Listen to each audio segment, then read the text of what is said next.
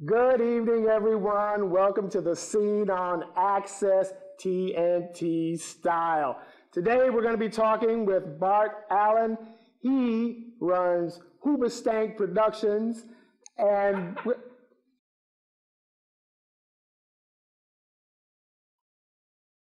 that's Uberdank Destinations, I'm sorry. We're going to be talking to him, so you can just stay tuned. It's going to be a good time. Jeff Harrison here, Shelby Dixon, and Shauna Carter on the Scene, TNT Access.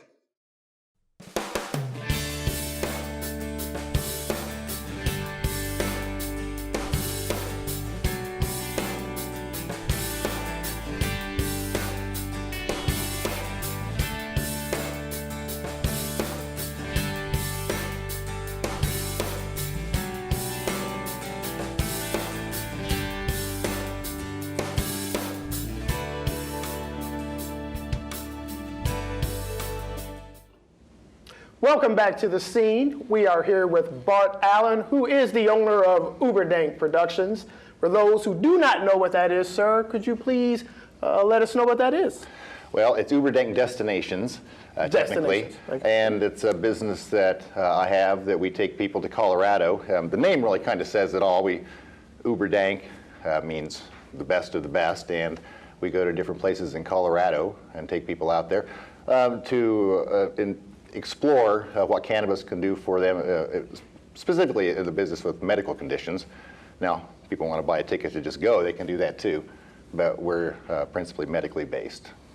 So, does a person have to have like do you check and see if they have maybe something wrong with them? Or if I just come up and say, hey, I want to go to Colorado and I've got this kind of condition and I want to go, is that okay? Or you're just like, well, how does that work? How do you sign up? Not that I want to sign up. I'm just saying, for somebody who may be interested, how would you sign up for that kind of thing? Well, I think I wouldn't say it's a pure pricing point thing, but my service isn't cheap. And our focal point is people that are comfortable in life, over 50 years old, and you have a lot of different medical conditions that are happening, a lot of various minor things and some more serious things, but the fact is that anybody can go out there. It's not really known in Kansas. People don't spend time there, obviously, like I do, but getting weed out there, it's probably harder to get a bottle of water, quite frankly.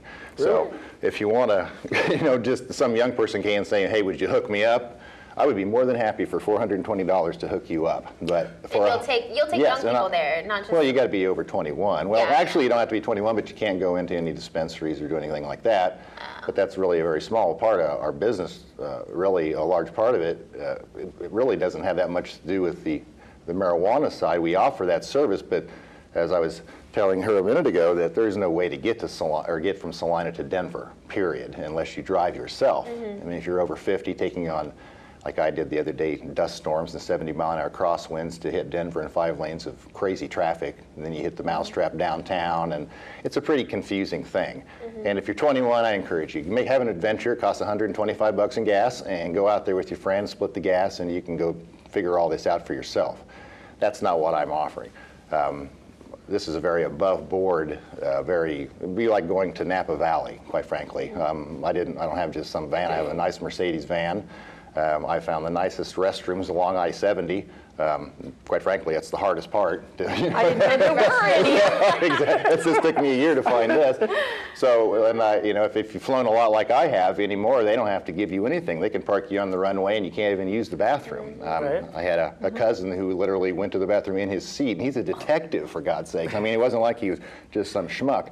So we offer a way to get to Denver in under 7 hours, and we stop 4 times to go to the bathroom and get food. You're allowed to take your little pet with you because the hotel we put you up in is pet friendly. Because again, people our age, a lot of them have little animals they don't want to leave behind, but they have some arthritis or something. And really, we view it, when I say we, me and my son who helps me sometimes, that it's more of an educational service. People here don't have any idea about what benefits are available or how it works. It's a very scary thing. When I used to go out there, I was pretty sure I was going to get arrested pretty much on the spot for something which, I can't even tell you why. 75 years of brainwashing has a powerful effect on a population. It's entirely legal there. They don't care. I think their whole plan is, quite frankly, to flood America with it and just take the legs out of cartels, whether the rest of us want to or not. They're going to do it because they have a lot of weed out there. Well, you were just saying a minute ago too that when you went to a big event, there was only like 2 cops there, right? Yeah, only 2 that I could see, and the fact is that it was the Cannabis Cup I went to this last weekend. It's a very large event. I don't know how many tens of thousands of people went there. It's an international event. It's been held in Amsterdam for years, but now it's moved to America as the laws have allowed them to. And where was this held? It's in Denver. It was in Denver. Yeah, but it was there that was on 420 because 420 is the big day for recognition. But there's also going to be one later this year in LA. I believe one in San Francisco, one in Spokane, and one in Detroit. So is it legal in all those places too? Medicinally, it is okay. But there again, the whole medicinal side of it, as Colorado has gone at it, it's probably harder again to get water than it is to get it medicinally. If you want to get a red card and live there, or if you don't even want to live there, you can live in any state. They don't care where you live. They don't care. They don't have these attitudes of the rest of us. The law enforcement, as far as they're concerned, it's just is taking a thing off of their plate. They don't have to worry about a bunch of people that are very harmless. I mean, they don't cause any problems. I was at this event. Tens of thousands of people. There's no altercations. There's no problems whatsoever. There was at City Park that day. They had 80,000 people. Not a single problem. Not a single problem. I bet the food vendors did well. Well, you would think that. And I didn't go to Frito-Lay just made $1 million Funnel bucks. cakes, Well, actually, when you walk in, Colorado Department of Transportation, because one of the focal points out there is making sure that you don't drive high, though they don't, I mean, it's not an issue. It doesn't seem to cause any problem. They sold 1 million ounces of weed on the records last year, according to the government. And so Hold on, $1 million, not $1 million. No, 1 million ounces. ounces. Well, I rounded it. It was 980,000 ounces on the government books in Colorado was what was sold last year. What amount of money would that compute to? There's all sorts of figures out there. How much is an ounce? Out there? Yeah. Well, for medicinal, it can be from $180 to $250 or something like that. $250 an ounce. Oh my lord. But, Quick, do the math. Poor. But when they go to, those were days though that there was a lot of investment going into it and a lot of hope that you just wouldn't end up in prison because until the last couple of years, it wasn't quite so clear, as the owner of Medicine Man himself said on Katie Couric one day.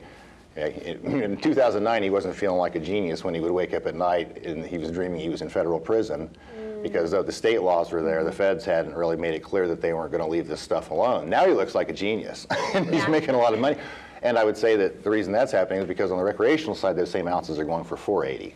So you charge $420. So $420, I get my bathroom breaks, I get the gas out there. we get a 4-star hotel. 4-star hotel in downtown Denver on the 16th Street Mall. Okay. Which is much like a Westporty plaza, just a place with a lot of activities. There's some breweries down there, tons of restaurants and shopping, and just a whole lot of things to do. Do you do a tour? Is a tour part of that? Well, we don't really. We just really run by the dispensary because it's, quite frankly, it's a pretty neat thing.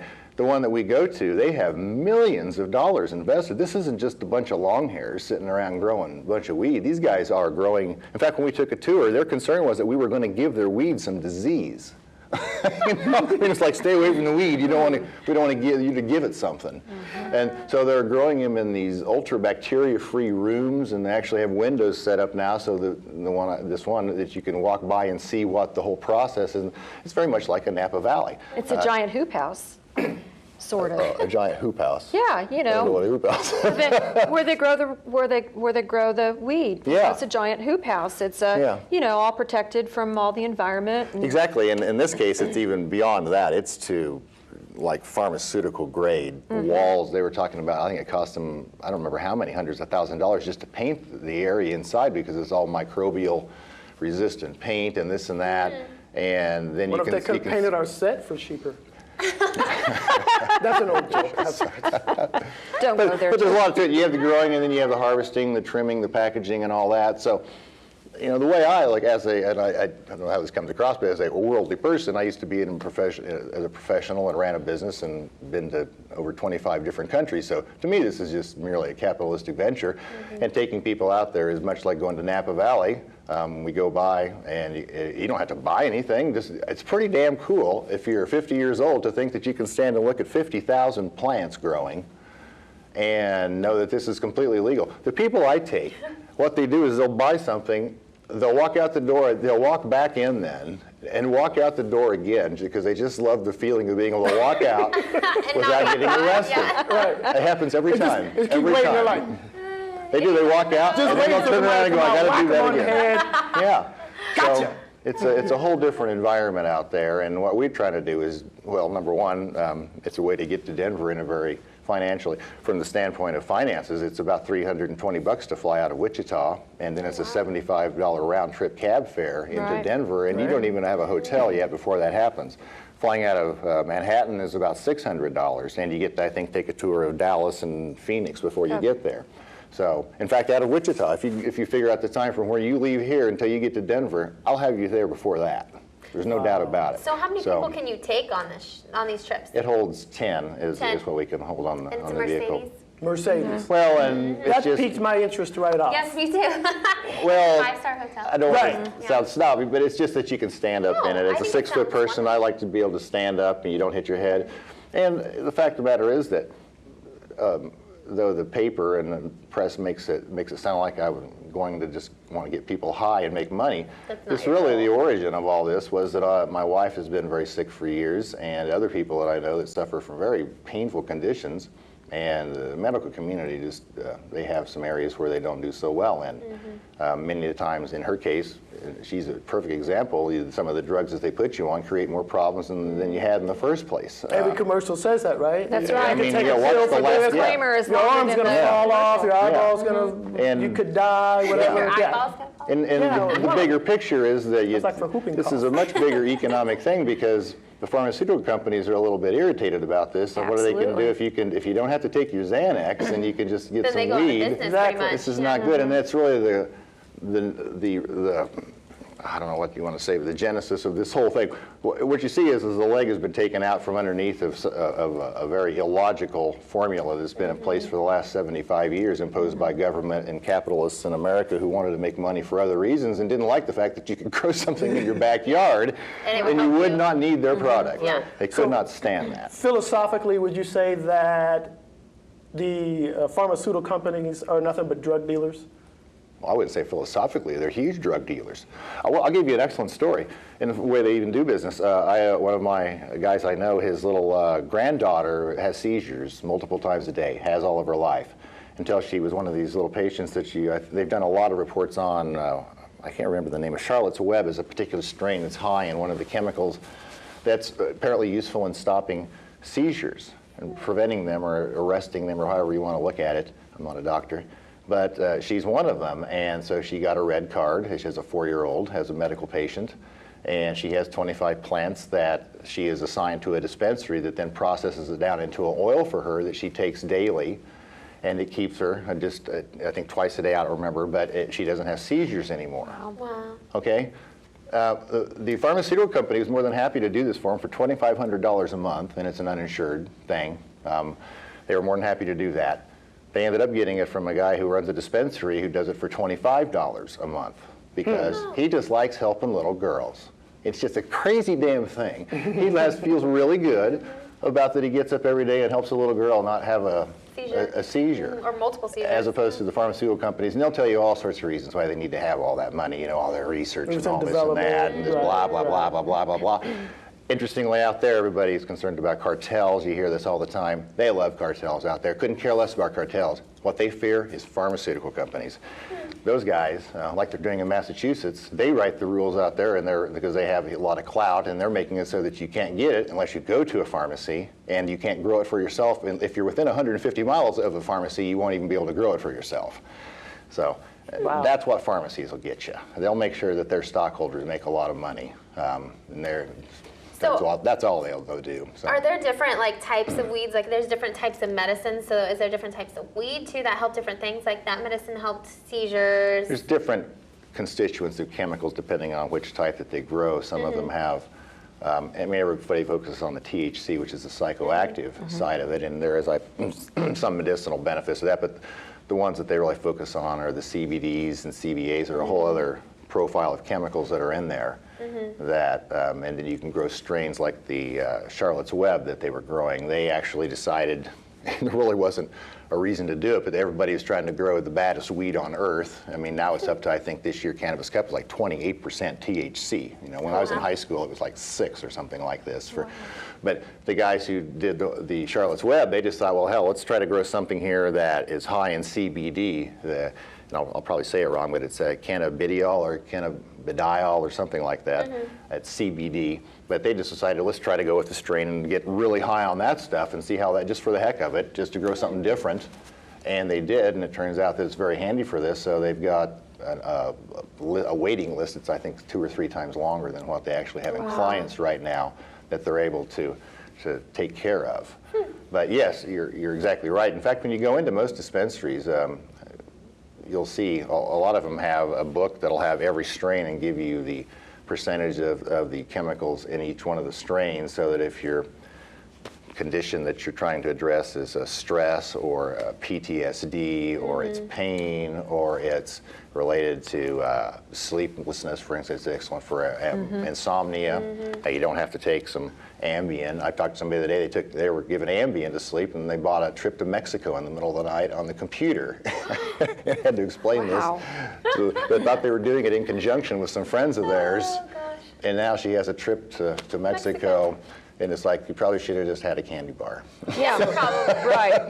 Probably would have been better. Probably should have signed up for a trip to Yeah, and we Colorado. would have told you. And Even cheaper. Yeah, and that's, So you can walk into the store, there's like a menu. We've got like a menu. Open up the menu, we got a little picture here. Yeah. And it tells you how much THC is in it. or CBD or CBA and the different percentages, and then But you go by that. obviously not everyone's going just for medicinal purposes, right? Do you have people going just because they want to go smoke weed for the fun of Not it? with me. Not with you? No, because people who know about this Yeah.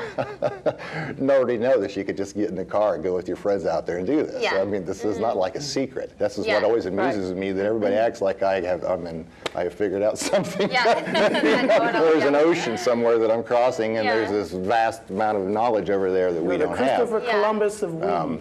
Believe me, go to K-State or KU, and there's plenty. I'm telling you.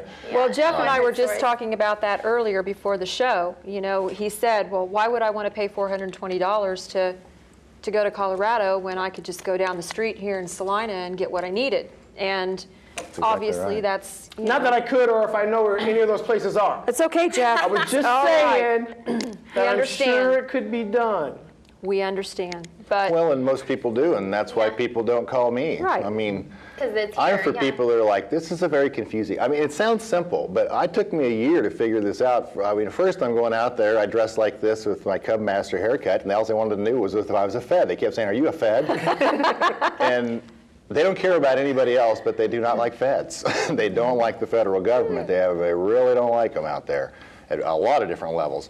And after I convinced them, no, I'm not a Fed, I'm just, and I figured it out and how to do it all, but it's, even now you'll show up at a dispensary, heck, the darn thing might be out of business, but even though you saw some 4-color ad they put in a high-dollar magazine and you just read it the day before. Yeah.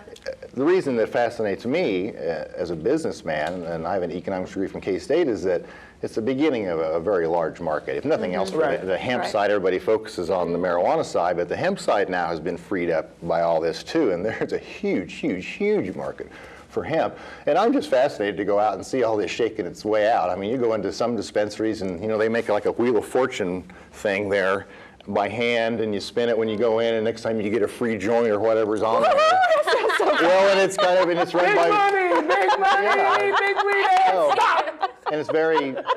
I can see you just waiting. oh, I can't Yeah. do Jack. I don't want that But they all have that, and quite frankly, most of them have cute little girls with halter tops on. Oh, Because, sure. So it's a Here we go. very, It's you have everything from, I went to one the other day that has people in suits. Now, they kind of look like they were like punk suits from the 90s or something. But nonetheless, you know, it wasn't a bunch of Rastafarians or That's guys. their motif, yeah. But they were trying to upscale it, and their whole presentation was entirely different. It wasn't just, you constantly see these jars on TV. Well, there's a whole bunch of other different presentations.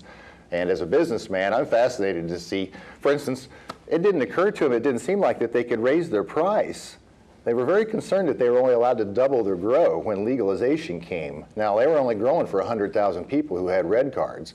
And when they opened it up to everybody, it was probably going to be more than another 100,000 people. Yeah, absolutely. But I swear, I never heard any conversation about, well, you know what, if we mark it up to $500 an ounce, that'll kind of slow down the consumption, but they'll still come, which is true. If you look at how much money goes into Amsterdam every year and how hard it is to get to Amsterdam, I mean, Colorado, to drive from New York is nothing. I've never seen state, I mean, when I was there, all I did was film plates of people from out of state driving by me that came in for the Cannabis Cup last weekend. And I've talked to all the dispensaries, and they're all, over half of their business is still out of state. Wow. The people are coming all the way in from all over the place to do it. And but even then, it never occurred to many of them that, you know, sell merchandise. You know, get some shirts for God's sakes. You Well, know? that's what I was going to say, you know. You don't see it. Where's the I got merchandising? bombed in Colorado. Yeah. Exactly. Absolutely. And so when I go in, I'm more like, First thing I would think of. it's just fascinating to see me as a businessman who came out of a very, established business. Well, there's a lot of them. Yeah, coffee cup. Right? Yeah. Mugs, pens, Yeah. and the whole. But Everything. see, that's in this. They didn't even think about that really very much. So most places don't have merchandise, and the same way with that. The first day comes and they're just selling it like crazy. Well, they're running out of weed, and they go, "Well, raise the price." This is pretty standard economic. Yeah. Raise it. And by the end of the day, it was up to something like $500 an ounce. Wow. Oh my goodness. Well, it didn't stop, and they just say, "Oh, I guess I won't take an ounce. I'll just take an eighth, or I'll just take a gram," and that's what most people do. So that took care of that. Oh my God, we're going to sell everything. Now, but isn't there's there not a lot cutoff? of business acumen yet. So. Isn't there a cutoff about how much you can buy at a time if you don't have a red card? A quarter of an ounce if you're out of state, Oh, okay. and an ounce if you live in state. Okay. Now, obviously, these people can't bring it back, No, right? no. That you know of. Well, the people. Why would you want to? Well, I don't know. What do you mean? Like a Well, return? you gonna buy an ounce and smoke a whole ounce? How long are Yeah, you that's there? what I mean. Like, what happens if you, like, aren't you used to can roll smoking big Bob it? Marley joints. I mean, it's a lot What of weed. happens if you have leftovers? From what I hear, bring it back? that's a lot of weed. Well, this is a subject because Denver Airport actually had to put out basically a drum with a sign on it. That's an LSD drum? That's what it's got. To remind everybody, like, hey, don't get caught up in the exuberance. It's still illegal. Yeah. However, I would add that if you have a red card, and most people don't know this, you can fly with weed. If you have a red card in Colorado that reciprocates, say, with Detroit, I can carry 2 ounces of weed and carry it on the airline, show it to them. They don't care. They're looking for bombs and knives. They don't really care about stuff like that. Yeah. They don't think too many openly said that, terrorists so. are going to be getting high and then No. like trying to hijack. And to get back to your address, you know, this is something I caught a lot of flack from, I would basically say, uneducated people. I'm concentrating on medicinal people. Yeah. These people, as a general rule now, are almost all of them running out of money. I mean, the number one cause of bankruptcy in America is medical bills. Yeah. Yep. They're already getting desperate, and you get to a point where who cares what the doctor says? I just want to feel better, for God's sakes. And they're talking about this thing out in Colorado. I don't know anything about it. Maybe we can. This Bart Allen, I mean, he was a president of a business, and he seems like he speaks halfway decent English, and he sounds like he's going to put us in a decent hotel, and maybe it'll And his van's cool. yeah, my van's cool. Mercedes And it has yeah. tinted windows, so nobody else will see us leaving, Yeah, which is a yeah. huge concern. Yeah, I don't know why. Yeah. It's fairly legal to drive to Colorado, I'm pretty sure. But anyway, that's really where we're getting. And it always amuses me that people think that people who are worried about being seen leaving town, I'm talking about leaving town, people are like, it's legal, that from the next day they're going to somehow be willing to take on the I-70, I-35 drug task force and be willing to try to move weed across the Kansas line when the day before they were afraid to leave Salina. It just doesn't the way it works. Yeah. Yeah, And none of that, brings me but to a question about, you know, do you have to take precautions yourself to protect yourself legally and professionally? I mean, do these people have to sign contracts when they go with no, you it's that they just won't like bring it Greyhound. back? Except Greyhound, they actually have a whole bunch of weed on there, I guarantee you. I mean, if you look at that crowd, go look at Greyhound someday when they get off that bus. I talked to a lady who worked across from the Greyhound station. We were just laughing our butts off about it, in fact, the other day. that. My service I Go offer. Greyhound. Yeah. Well, so if you don't know funny. that, they run dogs over those buses when they come and stop for a meal. They come out and run dogs over those buses because they know this. I mean, I don't know if you remember some years ago they had a shooting out here when they stopped at Russell's because they searched and they found some weed or found something that tripped the dogs, and it was actually a guy with a gun. They went on and actually shot him on the bus in front of everybody. Wow, So, I didn't know that. I didn't hear that. yeah, well, that was many years ago, Many years when ago. Chief Hill first came to town. It was a Did you long hear time about it? ago. Yeah. Yeah, but it was a terrible thing. old. But and you get into this thing too, and again, everybody concentrates on marijuana. The fact of the matter is that right now they're having a hard time keeping up with it, but edibles is the market. Yes. When I take, it's funny to me, I talk to older people, well, they don't want to use a 6-foot bong and they don't want to smoke a joint, you know, because they saw Cheech and Chong, and that's all you see. I mean, Great really, you know, movie. the fabulous furry freak brothers or whoever, what's your reference point is, they go, well, no. You can get a transdermal patch and you just put it on your arm like a Nicoderm. Or you not like chocolate bars, or there's a drink, I there's think I do a chocolate bar. pixie sticks, you like a little pixie stick. Hash brownies. When I went I was by, about to say, bro. well, when I went by and I filmed it the other day, and I was just thinking, I'm not sure how anybody's going to put it. It was a chocolate fountain of green chocolate, about 4 feet tall, and they were taking and dipping marshmallows in it and handing it out to the crowd. Oh my gosh. Samples. How So, creative is that? it is. Though seriously, I mean, you know, you're talking about people trying to draw people to their store, and you know, I'm sure Well, there's take a lot the fear of competitive. factor off yeah. of it, and, take the yeah. fear factor off of it. You know, Right do out there all in the the fun street, things. candy apples. Spin the wheel. No, what Yeah. about the people that have like never smoked weed before or done anything like that, and they don't know what to anticipate when they do? Do you ever have people freak out about that? Like, what am I? I kind of leave it up to the expect, or- bud tenders to talk. That's what they call the people at the counter. They They're call 'em- what was Okay. bud tenders. Bud tenders. I love that. What's that job application like? How do you fill that out? Well, to be honest, So, like, it helps if you're young and you have a good bosom. Up till now, I think it's still going to be, because it's going to be like that recreationally too, because like 90% of the market is guys out there. At least it was with the red cards. Yeah. And I always found it amusing because they would give you a pharmacy prescription bag to carry stuff out in, but you bought it from this cute little Hispanic gal whose boobs were barely sticking off of her tube top. And I mean, it's just like, you know, they're trying to make it seem they're trying to get a little bit of Take the edge legitimacy off. of it, but you know, you guys are going to, that's why I keep saying that they're having to work a little bit on this whole bringing it into the mainstream Yeah. thing. And Yeah. so we really see our service as a really pretty cheap way to get to Denver and have a nice night on Denver. Yeah. And quite frankly, you don't have to buy any weed, but it is pretty cool to see an entire industry, and it's going to be a huge industry. I Right. mean, there's going to be 3 more states legal by the end of this year, and Oh, really? and Which states? dollar rules in America. That's all that people care about Yes. is money. That is the bottom line. yes, And money. the horse is out And of the power. barn now. So What are the 3 states? Do you know? Oregon and I believe Florida, and I think Alaska also. California. All these are voter initiatives. So California, even though they're a little irritated since they kind of initiated a lot of this stuff, they actually are right kind of behind the 8 ball now, and they didn't figure that they'd have enough time to even get a good campaign put together by this fall, so they're going to wait till next year. But they're pretty confident from what I read, from the Marijuana Policy Project and some other sources that I read, that they're pretty confident of those 3 states passing. What do you think of the odds of that happening here? Now, I was Kansas, gonna ask that too, Kansas, pretty conservative. I'm sure there's some Pretty people watching right conservative. now. They're probably watching this, and They're like freaking out. they're like, freaking out. "No!" There's smoke coming out of their ears. They're probably throwing stuff at the TV.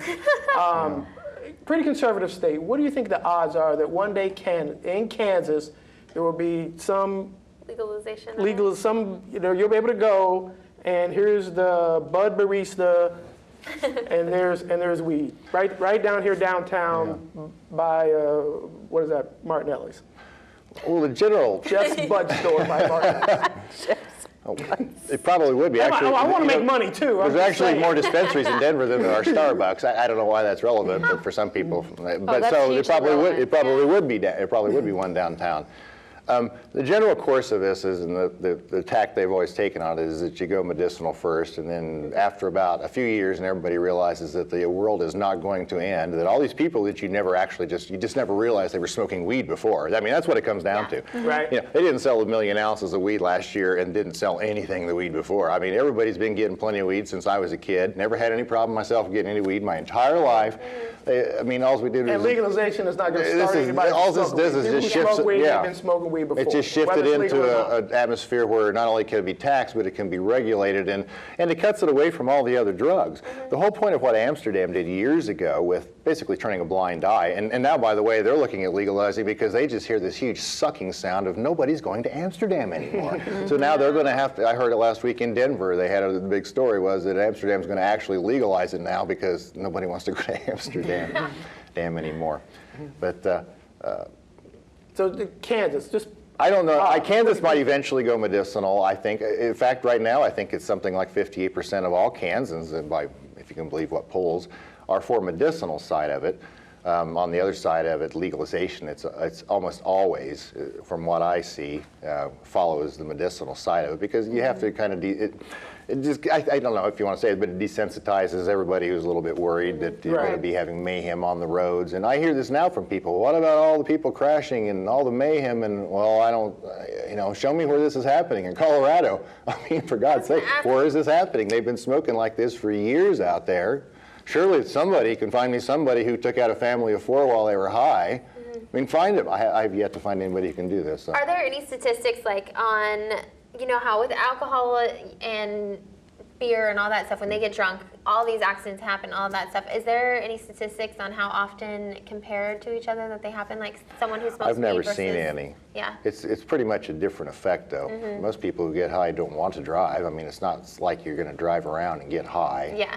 Though, quite frankly, the way they've got it set up now, it's one of the few ways. There are no bars. You can buy it, and you could smoke it, but there's nowhere to smoke it unless you have a house or a hotel room. Homeless people, for instance, who have legitimate needs medicinally can't, what are they supposed to do? so you can't just walk down the street, just smoke. No, it's like alcohol. Alcohol, to me, it's funny, alcohol is legal, but it's in a pretty narrow realm. You can't walk down the street. You can only buy it in the morning. You can't buy it after this time at night. You can't do this. You can't do that. I mean, really, if you get into it, it's a pretty narrow realm that alcohol is legal. And that's really what they're trying to get to out there.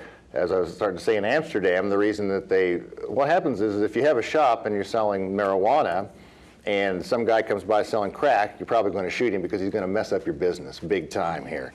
And the way it is in Saline, if you want to buy some pot, you're going to go to a house. The guy's probably selling meth too, or whatever the hell else he is, because it's all in the same realm. It's all just illegal. But once you take marijuana away from it, now all of a sudden you're not having to hang out with these incredibly sketchy people and worry that you're going to get busted for all these idiot things.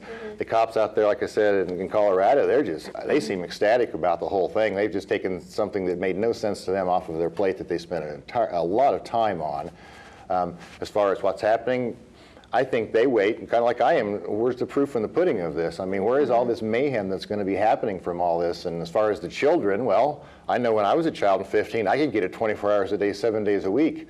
I had a hell of a time getting beer, though, because you had to stand in front of the quick shop and hope some 18-year-old would have mercy on you, and go in and buy it. But you know why? Because it was legal, and there were rules about when you could get it. Nobody was going out making beer and selling it to kids on the side. What was the financial incentive for doing that? Yeah. So it's actually going to be more difficult, theoretically, for kids and for other people to get it, because now why are you going to be selling weed off the street if I can buy it in the shop and it's legal and I don't have to worry? Because if I still go to a guy out there, and you can still buy it on the street, but you'll go to jail for that. So why would you do that? So you have to buy it from like a vendor type person. Well, yeah, Okay. yeah. I mean, they wouldn't know after you have it in your car, other than maybe it's not in child-proof packaging, what it's supposed to be. I mean, that was why it took so long for when it got legal. That with all things, it's fine, it's legal now. How are we going to regulate this? I mean, how are we going to figure all this stuff out? The devil's in the details, as they say. Right. So, Right.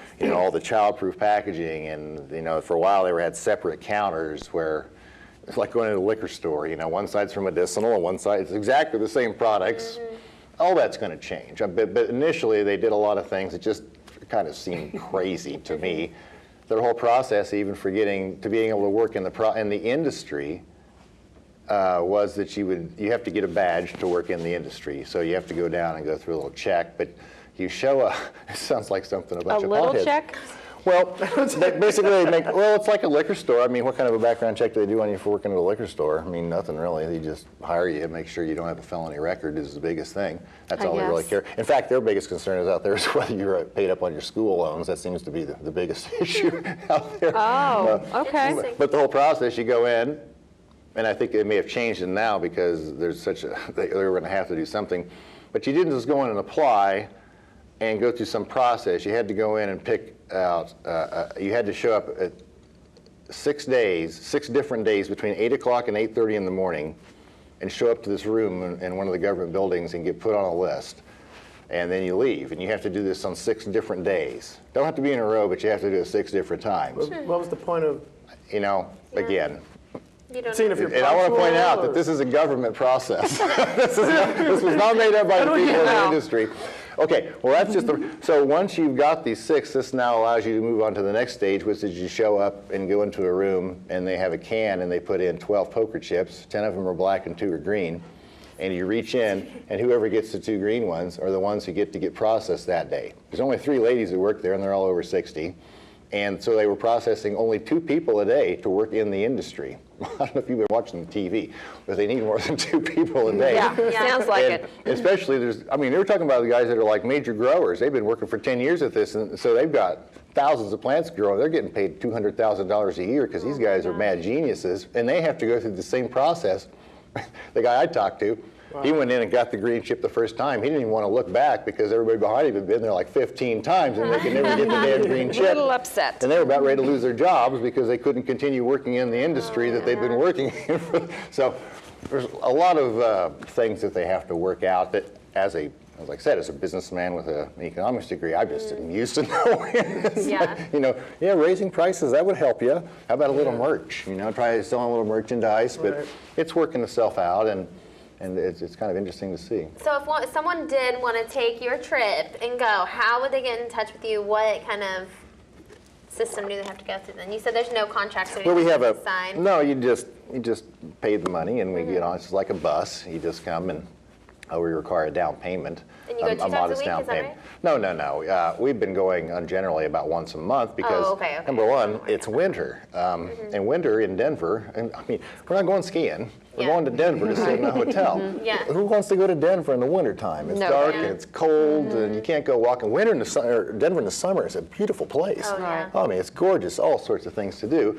And again, part of the business plan really wasn't the marijuana side as much as offering a way to get there. And so it was limited to initially to once a month on a Saturday. So we leave at 8 o'clock on Saturday morning, and when you have you back in Saline by 5 o'clock on Sunday afternoon. So it's just a quick weekend, and you and the wife can go out and spend the nice night at the Hyatt Regency and go have a really nice dinner and go shopping or whatever.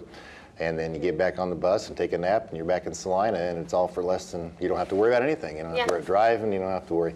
I lost my windshield here, not lost it, but it cracked it in a hailstorm here a while back. I mean, that's when you get to people, and that's our focus group, is people my age and older who are beginning to have some of these medical issues that, and on top of that, they don't really want to try to figure this whole thing out. They're going out there and getting Just blown get off me the there and road, get me and all of a back. sudden they close Yeah. the damn highway for a dust storm. What's up with that? I mean, Yeah. CNBC, we took them out early on. They came all the way from New York, and we took them across western Kansas, and it's a lot of fun taking New Yorkers across Kansas. And we were in 50-mile-an-hour crosswinds. It was a third of a mile of visibility, and they asked if they were in a tornado. Are we in a tornado? Is it in? Oh, no, it's just a typical day in No, Kansas. and I go, and that's what I told them. I said, no, actually, I said yesterday was a lot worse. 3 semis blew over yesterday, but that's their own fault. They ran empty, and everybody knows better than that. And so they're just looking at us like we're all insane, getting beat to death in this van. And but that's what we're trying to. People don't have, I'll take you to a nice. I've talked with the places along I-70 and told them I bring people, so keep your bathroom clean. And they don't get a lot of compliments. So when you tell them that you run a nice place here, I'm going to bring people here because of that, they take some, so. Like, and I swear it's harder to find clean restrooms on I-70 that I can take a bunch of 65-year-old women into. Yeah. And I'm that's what I'm trying to. The whole thing is supposed to be a very. You just pay the money, and calm and you see relaxing. people. $420 sounds a lot here. People I know, that's nothing. To provide a a carefree thing. You don't even have to figure anything out. I used to travel internationally. I know how to do it and cheap and get the tickets. I buy tours when I go to other countries, so I can just show up and just lead me around. Yeah, I don't have to do anything Yeah. to figure anything out. So we take them there. We run them through a really nice dispensary that you don't have to buy anything, but it's a heck of millions of dollars invested in a very professional business oriented, So, and then we take you and put you at a very nice hotel in downtown Vernon, and we bring you back. And so, like I said, people tend to focus on the marijuana side, and the origin of it was that I was driving back and forth a lot, figuring this out for not only my wife, but for other people I knew that were older and in a lot of pain, just trying to get information for them and try to figure it all out. And it occurred to me one day that, maybe somebody would pay you to do this because this is quite confusing. I personally don't like driving in 5 lanes of traffic in a big van, but I'm willing to do it if you pay me. Yeah, Well, I'm just like you. You show up in Denver and it's rush hour, oh my God. Yeah. So let's talk about your profits. Are you a for-profit business? Well, it's a for-profit business just because of trying to get a not-for-profit status. It's just kind of ridiculous, but it's a for-profit business, but I'm not trying to make any profit off of it. Just try to cover my expenses, and that's it, really. And that's it? Yeah. I mean, the fact of the matter, and again, the press, they just love to print things. And I bought this van because my wife she's had 3 back surgeries, and it's very hard if you have back problems to ride for very long distances at a time. And so you're looking now, how do I get her around? Because she has also she has fibromyalgia and also has chronic migraine she's had for many years. And so we were going to Denver for medical reasons anyway, and I couldn't get her there and back. I'd have to turn around when I get to Goodland because her migraine would get so crazy out of control. So I wanted to get something nice. I just want to get, like I said, an F-350 van or whatever, throw her in the back. So. And quite frankly, Mercedes, their name says a lot, but this van was cheaper than you can get a Ford van for the same size. So you can stand up in this, she can put the 2 dogs in her, she can lay on a mattress completely out on the floor, and we're going back and forth. So it wasn't like I went and invested tens of thousands of dollars in a theoretical business here. Right. I was already doing this and offering it to people and just trying to offer it something comfort and just, I have a huge backstory with other things in my life, but and whether people believe me or not, I could care less. But I like to help people. I really find that it just fascinates me that for literally no money, I mean, exclusive of the fact you got to pay to, but for no money, you can make people feel good. People who are sick and so beat down, they have no hope left.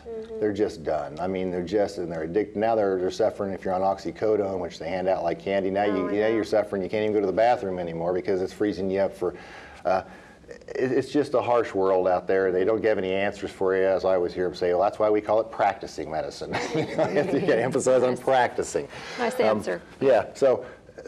Colorado is a very compassionate place. I'm sure there's a bunch of jerks there just like there are everywhere else in the world, but when you go out there and you walk in these shops, they're going to say, and they're going to ask you about what in the world's wrong with you, and just suggest things. And so they genuinely care. Yeah, it's not like you don't have to make a doctor's appointment. You go in, your copay, and then and then he's going to give you 12 minutes because their corporate model means that they have to see 5 people every hour to make the whole damn profit margin work for their corporate leaders and all this sort of thing. So. Like I said, I expected to see a bunch of surfers when I went out there, but it's not. When I go in to get a red card or take my wife or anybody else that's interested in doing this, it's people that are in uniforms, they're like plumbers, the guys that, they got a little arthritis.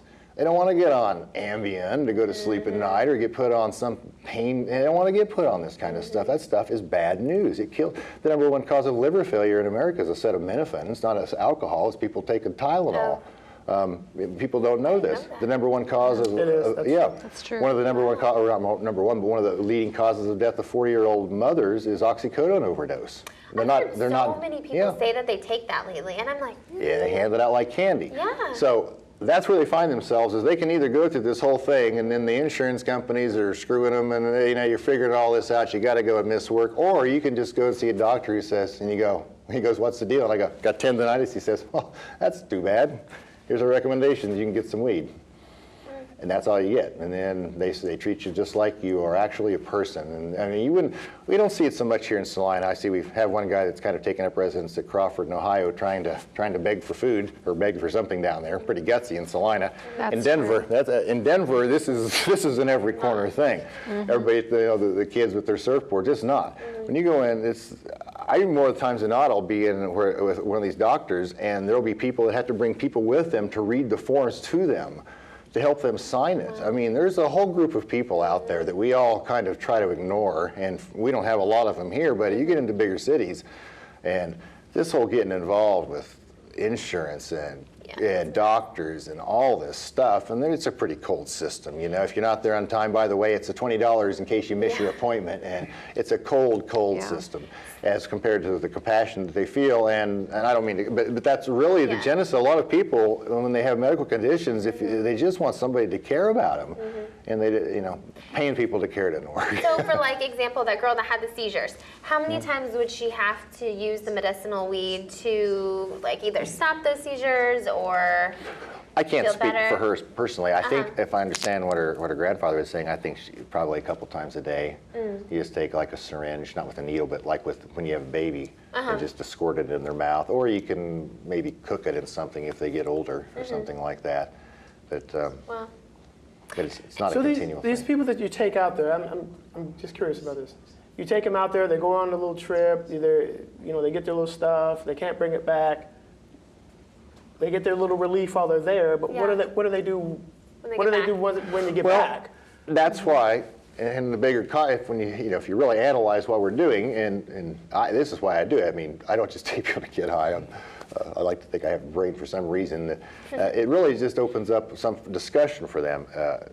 None of you look like that you're old enough here. When you get old and you start having medical problems, moving is really a very simple thing.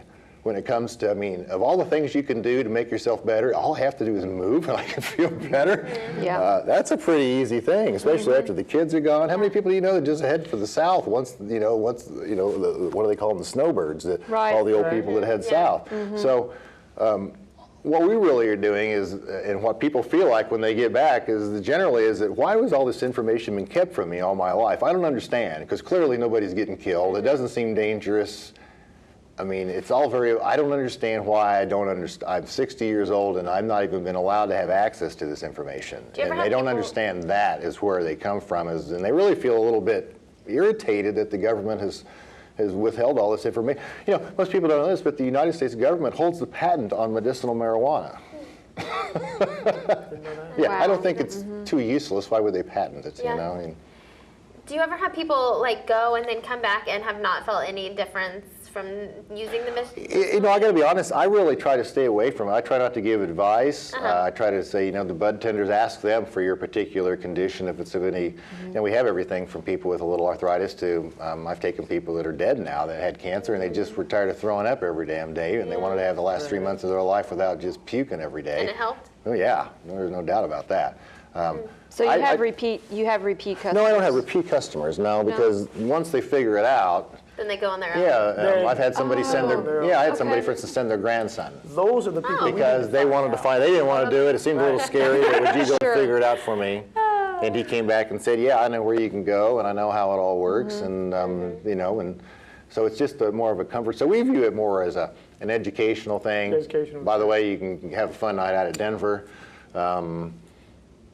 That kind of, it's tended to get kind of niched into you're taking people to get high. It's like, okay if you want. But tour travel agency, and we just happens to be part of it. Yeah, and we've always been cognizant of this, that this is just the initial stage. What's going to happen is that we probably won't even be going to the dispensary much longer. The fact is out there that the whole thing is blowing up like crazy, and everybody who has an idea. In fact, this is to me one of the funniest things. One of the best ideas, it turns out so far, is get yourself a limousine and just charge people $100 an hour to get high, because that's the only way they can do it. Right. There's nowhere to smoke. So you get a bunch of your friends and 10 of you, and all of you put down $10 and you go out and get driven around the mountains and you all get high, and there are just fleets of limousines everywhere because there are no bars.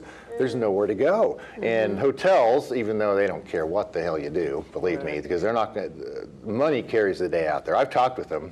And I asked the Hyatt Regency, I said, so I'm going to take 400 rooms next year, and you're telling me that nobody can smoke? And they're like, well, you know, Yeah. don't ask, don't they tell. You know, can't. Roshana Ariel had one of the best stories when she went out there on a trip with the CNBC thing, and she got stuck in the elevator, and it got stuck. And she mentioned that they were on a trip for a pot tour, and 3 of the guys said, "Oh, really?" And they whipped out a vape pen, which is it's like one of these e-cigarettes, but you can put a concentrate in it, and you just smoke it like a vape pen, but it has marijuana concentrate in it. So they're in the elevator at the Hyatt Regency, passing the vape pen around. You know? But their official policy is you can't smoke at the hotel. So the dollar carries the day out there is the bottom line. And besides that, if you don't make, it's like all the rules in life, don't make no problem, ain't going to be no problem. Now you want to walk around and make a problem, they'll be happy to accommodate you. But like I told them when I was there that weekend, it was the Denver New England game of football, and I said, there's 1,000 rooms in this. You think nobody's getting high up there? I mean, come on, for God's sake. So nobody wants to know. Everybody's happy as long as the cash flows. And what we, like I said, we try to just provide a kind of a very above board, it's a new world order kind of a thing, kind of like going to Napa Valley. If you don't even want to get out of the van and go into the shop, that's fine. You're still going to get a hell of a deal because you'll go down and stay at a very nice hotel and have a very nice night out on Denver on the night, and then we get you back the next day and nice weekend out. That's right. So. Well, we so appreciate you Yes, thank you so much. coming by and telling us about all of this and sharing your, you know, your what you do and why, and I think because of this, I think we'll all have a better understanding of it. And I learned a lot today. I really appreciate your time, and thank you so much. My pleasure. Thank you. Thank you. My pleasure.